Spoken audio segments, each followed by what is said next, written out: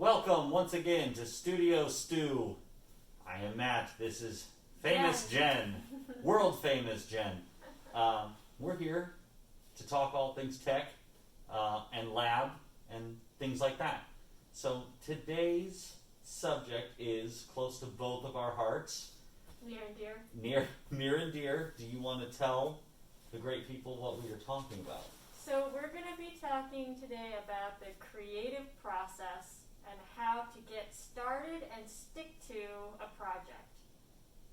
Matt, do you want to talk a little bit about, motivation versus discipline? Motivation versus discipline, yes. It's something Jen and I talk about often as a young professional in the world, and as a gigging musician, we have found that we have to learn things or do things on a timeline and in a time frame, really, and do the job. So motivation versus discipline, I think we've broken down to a few points. And motivation is really a feel. Like, do I feel like doing this? Versus, should I be doing this? And when you have a buyer or a gig or something, if you're not ready or the product isn't done, well, you can tell them, I wasn't motivated. And I don't think they will accept that as a valid answer. But motivation is, like I said, it's kind of feelings based in my opinion, and just to take action because you've decided to do this thing, so just do it. Which may be a little easier said than done, but the idea is you've decided to do this. Be an artist, be a guitar player, be a programmer, whatever it is you've decided to do. Why are you debating doing it? Because if you were doing it, well, you'd be doing it. I know that's kind of a goofy way to say it, but it is kind of true. And my favorite new thing I just kind of thought of it as was Netflix. When you're sitting there waiting to watch a movie and trying to pick, will it be good, will it won't, you could already be about halfway into the movie digesting if it is good or it is not good. And then another example for real life for me that isn't necessarily art, but was going for a run or doing a new thing. You got to put first things first. So, and the time is almost never right, really. You just kind of have to sit down and get started. I know that sounds like an odd thing, like a Nike just do it sort of situation. But when it comes to being motivated, the time isn't right. I like to do that at night, or I need to wear my leather jacket and put on my Converse to look cool to play guitar. Well, that may help. You could already be working towards what you've been trying to work towards. And this kind of moves us to discipline, if that's cool. These are kind of not necessarily tips, but what I think, and you're more than welcome to chime in, how discipline works and how it can benefit you in the creative process. Basically cutting out the time to do it. I wrote down here right after work or first thing in the morning, because if you get up and know the first thing you need to do is do 10 sketch boxes or whatever you want to, like a storyboard, or like I want to run musical scales, or I want to adjust the color settings in Photoshop on 10 pictures every day. You got to cut out the time to do that thing, and not having any other options or distractions, I think, is really crucial. And like I was mentioning, going on a run. When I got off work, the first thing I did was just shoes on, shorts on, go. No questions asked. Do you have any thoughts on cutting out the time to do what it is you want to do? Yeah, it's really about making it a habit, and I think that, especially with my personal experience, being a mom and working full time and trying to maintain a little bit of a social support group and social life, as well as like do my own creative projects, the more you do something just on a daily basis, the expectations around you kind of just fall in place, because then everybody else knows, this is mommy's time to like work on her project. On the flip side, if you start really, getting into a project, you almost have to discipline yourself to stay away from it sometimes, to maintain the other aspects of your life, so you can not only live like a balanced lifestyle, but you're really thinking about the long term, about avoiding burnout, which is very real. So, something else to consider. I'm with you on that. Burning out, or with technology too, I think a fear is there's a limitless amount of adjustments I can do, and I'm coming from a musical standpoint.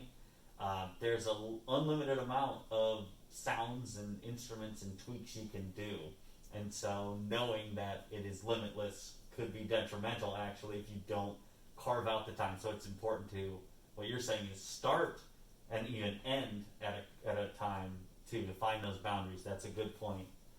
Let me see. There we go. A specific amount of time, not just the start, but the time. So if it's an hour. And I also have noticed in other people's just examples would be that they specify what you do in that time. Your art or your project may not exactly fall that way, but once again, from a musical standpoint, practicing chords and changes versus scales and notes to like a metronome, very specific, very methodical, very slow, almost not musical. You're breaking it down into the chunks, which I think a buzzword, ding ding for us, is fundamentals.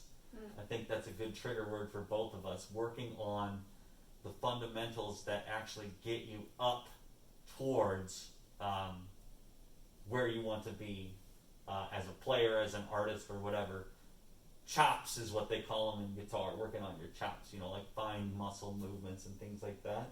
I think that's very helpful too, because then you're not questioning the project.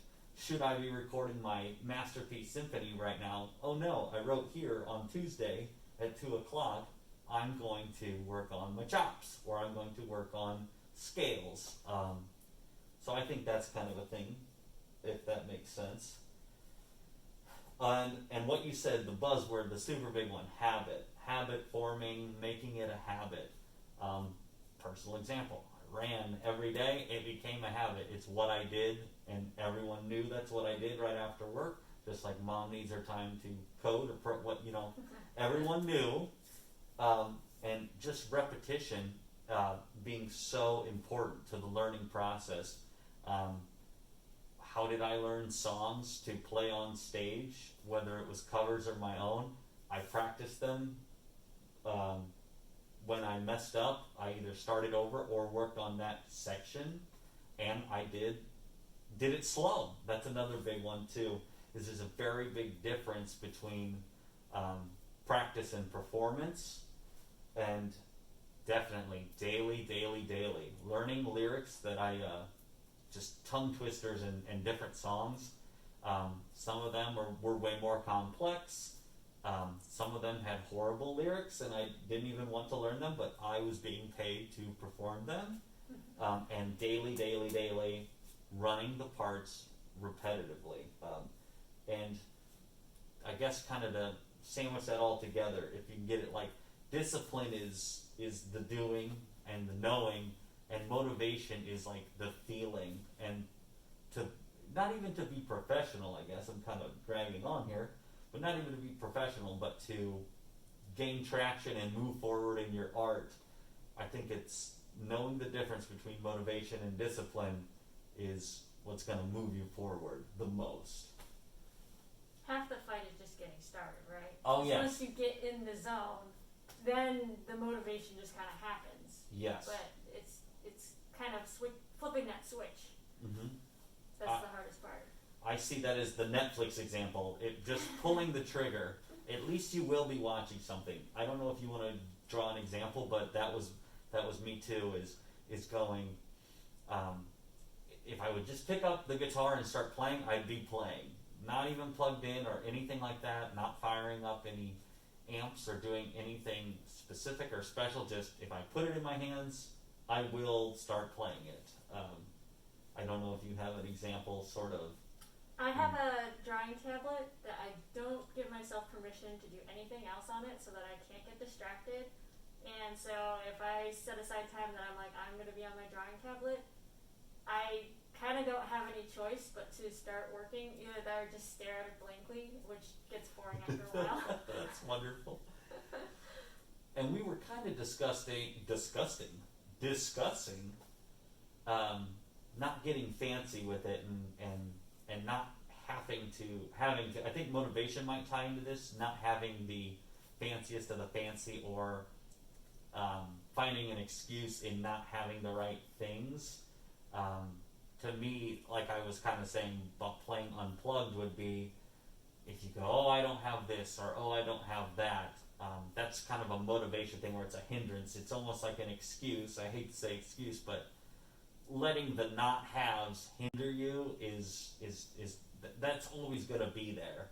And I think we'll address this kind of as we move on into the word, shall I say, mastery, which we're going to get into.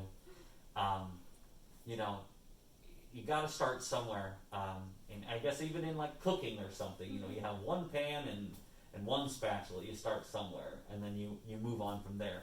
Don't let not having every single tool in the tool belt stop you from a project. Is kind of an overarching thing that ties into discipline and motivation.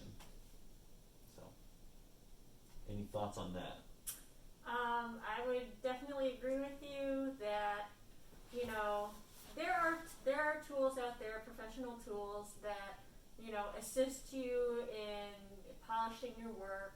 But at the end of the day, you have to have the skill set to create the work.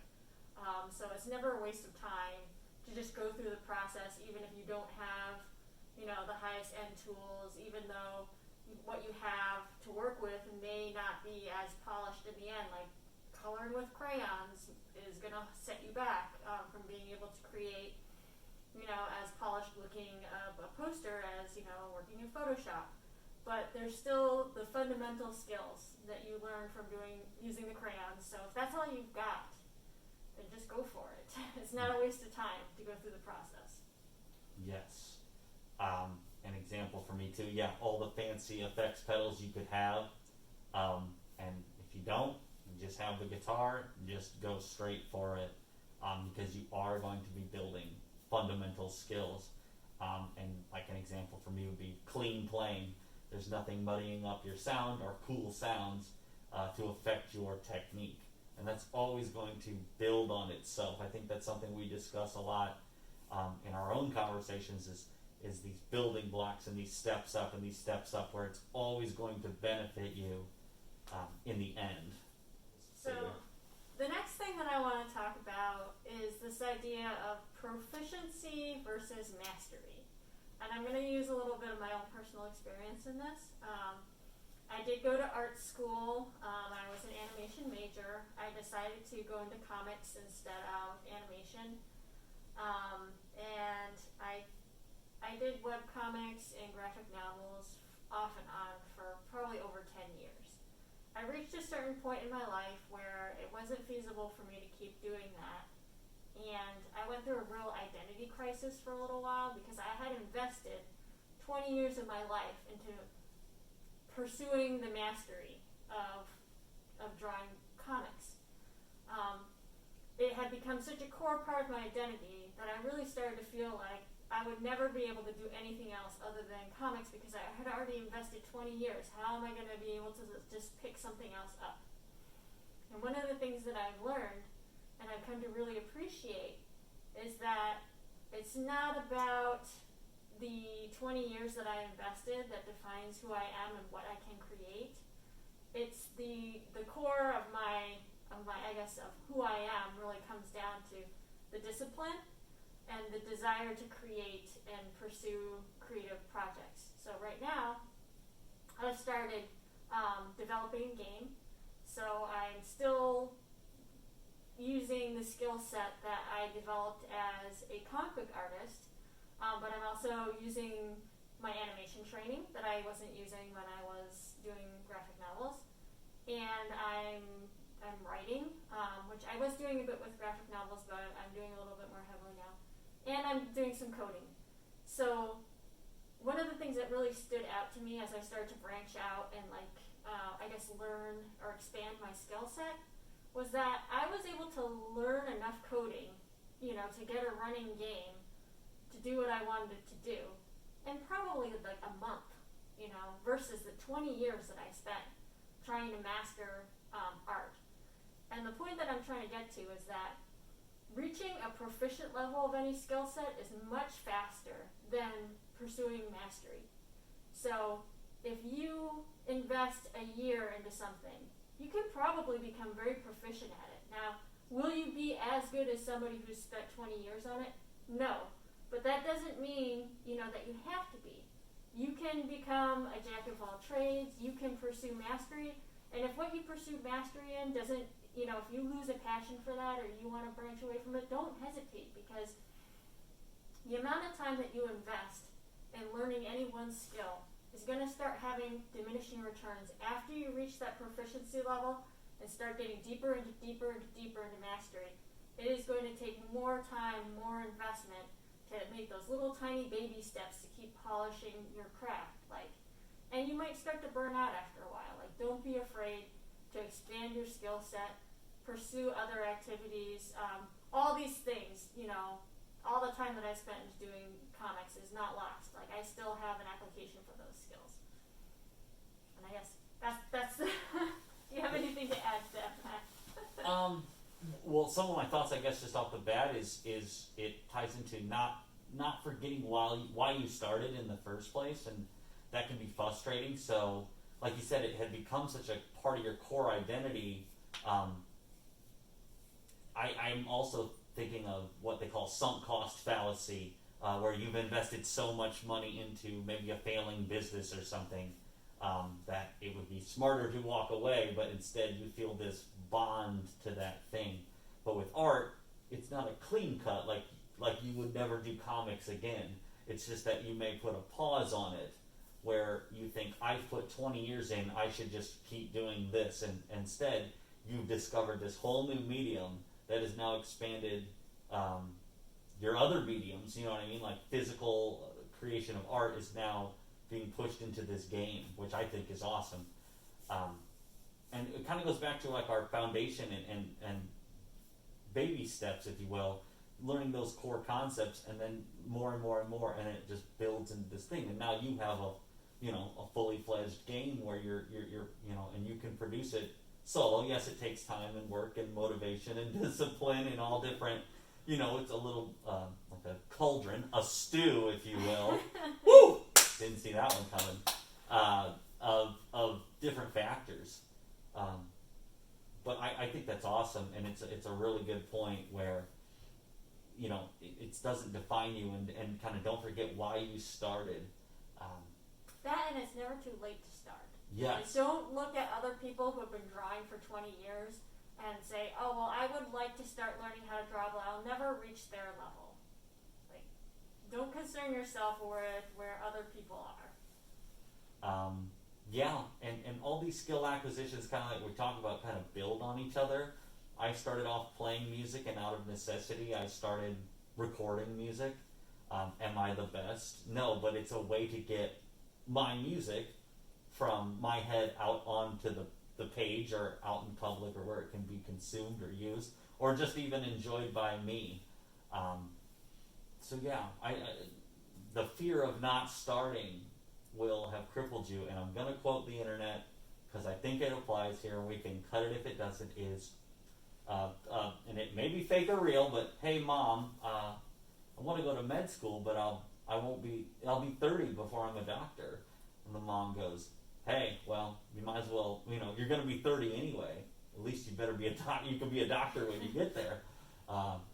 So that's kind of how I feel about it too. Time will pass, things will come up, but just getting started, is really all it takes. You may hate it, you may not like it, but in the end, like you said, there's a difference between mastery and proficiency, and I think that just getting started, you might find that, hey, it was worth my time to learn this.